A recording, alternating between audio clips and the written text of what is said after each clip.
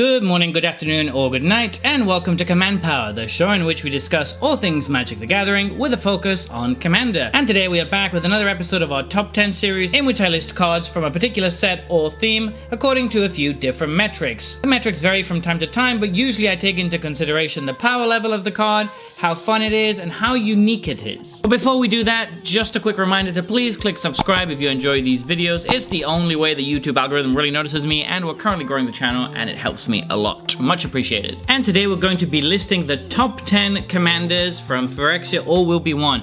This includes cards in the main set and in the supplemental commander sets, and obviously we're only talking about cards that can actually be your commander. And starting off, we have our first honorable mention in Venser Corpse Puppet. For blue-black, it's a 1/3 legendary creature, Phyrexian zombie wizard with lifelink, Toxic 1, and whenever you proliferate, choose one. If you don't control a creature named the Hollow Sentinel, create the Hollow Sentinel, a legendary 3/3 colorless Phyrexian golem artifact creature token. Or target artifact creature you control gains flying and lifelink until end of turn. So I think this is a really cool commander for multiple different reasons. Dimir is a color combination that leans quite heavily towards control and mill and stuff like that, and this is kind of going in an entirely different direction. You're also proliferating, which is a very value accruing thing to do, but other than that, you're encouraged to go a little bit aggro here, to use counters on your creatures so they get bigger, or to go super friends even if you want to, because this is going to give you a repeatable way to protect your super friends in getting a 3/3 golem. It's also going to help you stay alive thanks to the flying and lifelink, which means you should be able to get going with the toxic from Venser. Obviously I think that's the main idea. Throw in some toxic cards and try to survive long enough that you can just proliferate. There's just a few different ways you could build this, so I think it's going to be very fun for all the deck brewers out there. Next up in our honorable mentions, we have a card that is on here purely on power level, and that is Thrun, Breaker of Silence.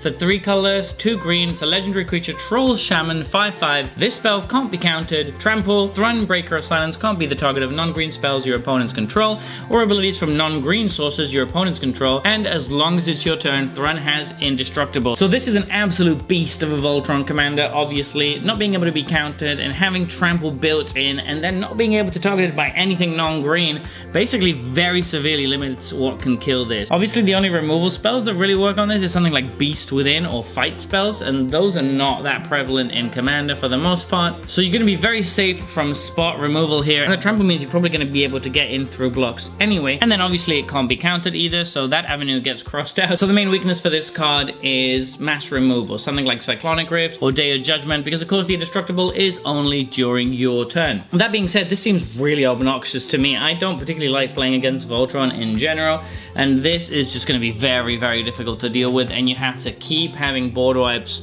multiple times or else it's just going to be recast, because again green has access to a lot of mana. I don't know, I don't really like these supremely non-interactive designs, and you're not even paying for it with stats in this case because it's a 5/5 for 5. Maybe I'm overthinking this and it's not as good as it seems, but it's definitely going to be annoying. Our third honorable mention is Unctus Grand Metatext for 1 colorless and 2 blue. It's a 2/4 legendary artifact creature, Phyrexian Vidalcan. Other blue creatures you control have, whenever this creature becomes tapped, draw a card, then discard a card.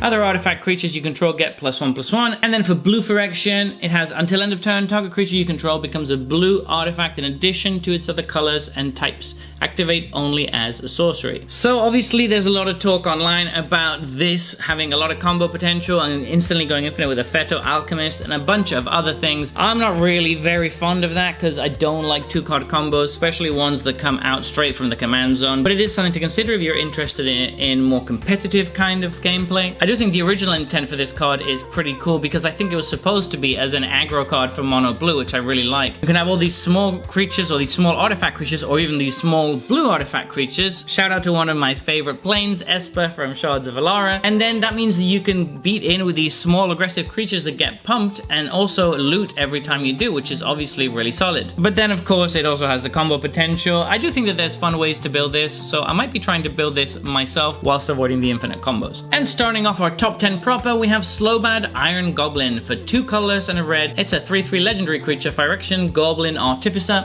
With tap, sacrifice an artifact, add an amount of red equal to the sacrificed artifact's mana value, spend this mana only to cast artifact spells or activate abilities of artifacts. This is a really cool design. I feel it spawns a whole new archetype for red, really, which is big red artifacts. We have similar stuff already, but we don't have anything that does it quite as well as this.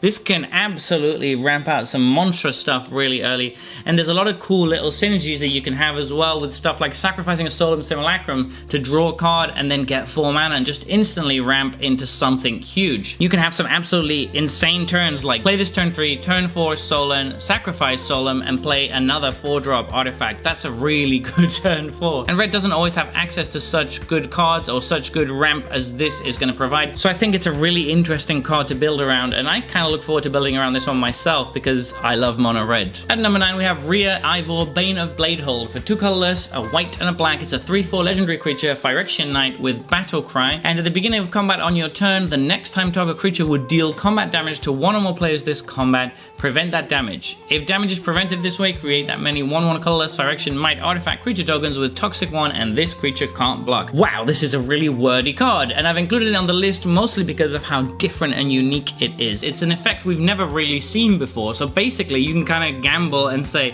this creature is not going to be allowed to deal combat damage this turn, but instead of that, I'm going to get that many mites. And then obviously your opponent is going to do their best to remove that creature or to block it. Although that being said, there is a little bit of a political angle here. You can say, I'm going to attack you with this, let it go through, you don't take any damage anyway, and then I'm going to throw those mites next turn at somebody else. And people might let you do it. So it's kind of a cool effect here in that you can bargain your way into getting a bunch of tokens. Obviously this has a lot of synergy with tokens, and which is really cool. It's also going to be pretty good with Proliferate if you manage to get even one of those tokens in with Toxic. The built-in Battle Cry works very nice with the tokens you get, so I think it's a really cool build around commander. Although I'm not entirely sure how you'd build it, I'm excited to see what people come up with. At number 8 we have Ovika Enigma Goliath. For 5 colorless, 1 blue and 1 red, it's a legendary creature, Phyrexian Nightmare, 6/6 with flying, ward 3 and pay 3 life, and whenever you cast a non-creature spell, create X 1/1 red Phyrexian Goblin creature tokens, where X is the mana value of that spell. They gain haste until end of turn. So we've seen a lot of similar effects to this in Spellslinger decks before, which is why I don't have this higher up on the list. It's also incredibly expensive at 7 mana for an engine card, but it does have very good built-in protection. Pay 3 life and 3 mana for ward is very strong. It's going to mean that it's going to be very painful for anybody to target this with spot removal if they can even afford to at all. But what's really cool and unique about this card is the nature of how it creates the tokens and the fact that the tokens have haste. Having haste is no joke. Being able to attack immediately with all those tokens is really cool. And the way it's worded means that if you play an effect that pumps your board, say +2/+0 to all creatures, the token's going to resolve first, and then they're going to get the buff and be able to immediately attack. So that's very strong. I really like that this works well with non-instant or sorcery cards. That means that you can throw a few more enabler enchantments and artifacts into your Spellslinger decks that you would normally do, such as Swarm Intelligence or 1000-Year Storm. Those are going to be better than they would normally be because normally you're cutting out an instant or sorcery to play those, which eventually waters down your deck and makes it harder for you to draw the instants and sorceries you need. But with this, you don't really care as much because those enchantments are going to still generate a board of creatures for you. I really like that this is going to encourage people to build different Spellslinger decks. At number 7, we have Malcator Purity Overseer. For 1 colorless, 1 white, and 1 blue. It's a 1/1 legendary creature, Phyrexian Elephant Wizard, which has, when it enters the battlefield, create a 3/3 colorless Phyrexian Golem artifact creature token, and at the beginning of your end step, if 3 or more artifacts enter the battlefield under your control this turn, create a 3/3 colorless Phyrexian Golem artifact creature token. So this is really sweet. I've been trying to build a Golem tribal commander deck for a long time, and previously your best option was Itch to Tech. I'm a bit upset that this isn't a green card, because then I could have made it the commander and still put Itch in the deck, but as it is, this is still going to be really sweet. There are now quite a few cards that make golems, and being able to pump one out every turn, a 3/3 is really solid. On top of that, the base stats for this card are pretty good. It's a 4/4 for 3, basically over 2 bodies, which is pretty solid. It's going to be good to blink because you're going to get more 3/3s, so that's one way to build around it. But it's also very good that you can just get golems for making other golems. So if you have something like a populate effect, which is going to give you another one of those tokens, you can then just get another one at the end of turn if you've made 3 of them over your turn. It also works really well with treasure tokens. It works really well in any deck that's running quite a few artifacts. Things like Prize Statue, Nimble Right, Schematic, and servo schematic are going to be really awesome in this deck because they're going to instantly give you 2 of the artifacts that you need, meaning that just anything else, it'll immediately turn on this ability for a turn. I think it's going to be a really sweet build around, and there's obviously quite a few cards that care about golems in blue and white and that buff all of your golems, so it should be pretty cool to run over people with an Azorius golem deck. At number 6, we have Mondrak, Glory Nominus for 2 colorless and 2 white. It's a legendary creature, Phyrexian Horror, 4/4. If 1 or more tokens would be created under your control, twice that many of those tokens are created instead, and then 1 colorless and 2 Phyrexian white. Sacrifice 2 other artifacts and or creatures. Put an indestructible counter on Mondrak, Glory Dominus. So this is obviously here on power level alone. Basically, you have an anointed procession that is indestructible in the command zone. That seems pretty good. And white, of course, is the primary color for making tokens. So this is just going to go absolutely nuts and make so many tokens. It's going to be really, really powerful, honestly. It's also incredibly easy to turn on because you can sacrifice any artifacts or creatures. So treasure tokens count, which you're probably going to be doubling with this deck. You're probably going to have some treasure tokens in the deck because you're going to get double them. And you're probably going to have some creature tokens that you don't mind sacrificing. So turning this into an indestructible engine is pretty trivial. And it just seems very, very strong from the command zone. It's also obviously incredible in the 99 of many decks. At number 5, we have Urtet, Remnant of Memnarch. For 3 colorless, a legendary artifact creature, Mir, 2/2. Whenever you cast a Mir spell, create a 1/1 colorless Mir artifact creature token. At the beginning of combat on your turn, untap each Mir you control. And for Wooburg and tap, you have put 3+1/+1 counters on each Mir you control. Activate only during your turn. This is incredibly strong. So when you first look at it, it seems like a kooky tribal commander for Mir. You know, we always tend to get commanders for tribes that don't have much love, so everybody can play their favorite tribe in commander, but this one is just so pushed. The fact that it's 5 colors is really strong, and it just works really well with what Mir want to be doing anyway, which is tapping for activated abilities or for adding mana. Because you're going to get to untap them at the beginning of combat, which means you can dump all of your Mir into the activated ability on Urtet, put 3+1/+1 counters onto all of them, which means they're all going to be at least a 4/4 if you've only done this once. And then they're all gonna get to attack, him included. Or you can just tap him and 5 colored mana again and pump your team by a further 3. This is gonna get out of hand incredibly quickly, and it comes down really early at 3 mana. And it's easy to recast as well. I feel like this is actually a little bit too pushed, and it's going to be incredibly strong. And that's even without considering that every time you play a Mir, you're basically getting another free Mir. So very, very strong commander. At number 4, we have Gra's Unstoppable Juggernaut for 8 colorless. It's a legendary artifact creature, Juggernaut, 7/5. Juggernauts you control attack each combat if able. Juggernauts you control can't be blocked by walls. And other creatures you control have base power and toughness 5/3 and are Juggernauts in addition to their other creature types. So I really like this because I've been trying to build a colorless commander deck for a while, but there's only like 5 or 6 colorless options, and most of them are Eldrazi, which is not something I'm too keen on playing because I think they're very powerful and oppressive. This is exactly the kind of thing I've been waiting for. Something kind of fun and kooky and a strange build around, and it's even a Juggernaut tribal, which is just hilarious. So it's going to function a little bit like an overrun effect. You're going to dump out your hand of small creatures or mana creatures, preferably creatures that tap to add mana, such as Mir again. You're going to drop this as soon as possible, and suddenly they're all going to be 5/3s that get to attack immediately. 5/3s aren't the strongest thing in the world, but they're also not easy to ignore. If you have 6 5/3s coming at you, that's 30 damage, and that shouldn't be that difficult to achieve with this deck. The other way you can build around this is by creating artifact tokens. So for example, something like Genesis Chamber is going to be really good because every creature you play is going to give you an extra 1/1 colorless Mir that's then going to become a 5/3.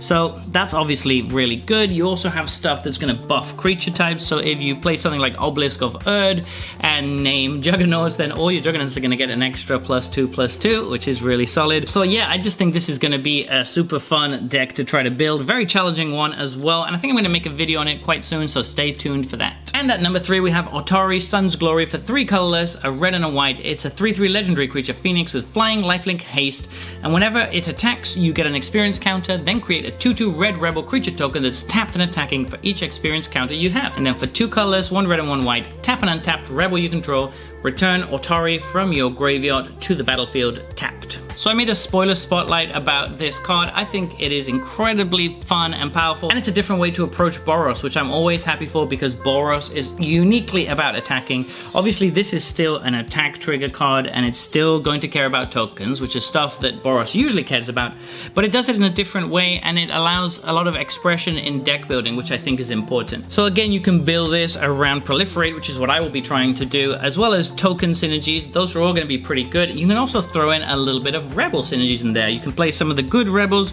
so that you can tap them immediately and then get this back from your graveyard during your opponent's end step, and in that way you're going to be dodging command attacks, which is of course very nice. I think it's an incredibly cool commander with a lot of ways to build around, and I just can't wait to build this myself and smash in with those rebel creature tokens turn after turn after turn. At 2 we have Kethic Crucible Goliath for 2 colorless, 1 black and 1 red. It's a legendary creature, Phyrexian beast, 4/4. At the beginning of your end step you may sacrifice another creature. If you do, reveal cards from the top of your library until you reveal a non-legendary creature with lesser mana value. Put it onto the battlefield, then put the rest on the bottom of your library in a random order. This is so sweet. I love this card. I love cards that let me flip the top until I hit something random. Stuff like Industrial Advancement or Cascade are some of my favorite things to be doing in Commander.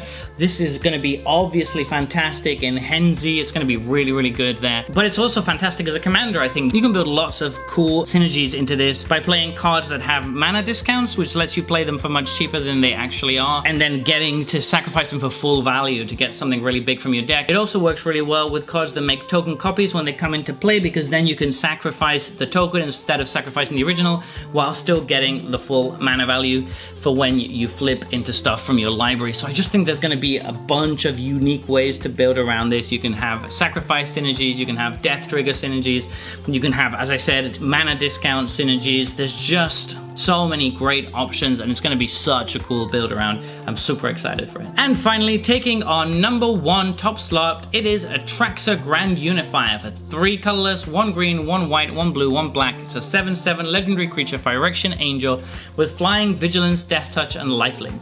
And when it enters the battlefield, reveal the top 10 cards of your library. For each card type, you may put a card of that type from among the reveal cards into your hand. Put the rest on the bottom of your library in a random order. So very quickly, before anybody asks, Elish Nun is not on this list because she was in my previous top 10 video. I still think she would probably make the top 10 commanders from the set, but she's significantly worse than in the 99. And as for Atraxa herself, she is obviously very, very strong, and she's definitely on the list purely because of power level. I don't think she's particularly interesting to build around because it's just a good stuff commander, really. And all she asks of you is that you have a relative balance of the different card types in your deck, and she's going to be really good. She's going to be a fantastic Voltron commander because she kills in 3 hits, and with access to 4 colors, you're going to be able to protect her fairly well. But the main reason she's in here is because she is a new commander in this color combination. Previously, there was only the old Atraxa, except of course for partners. So I think it's notable that we get another one here. And also it's very interesting that she has that new battle card type teaser in there. I can't wait to see what that is, honestly.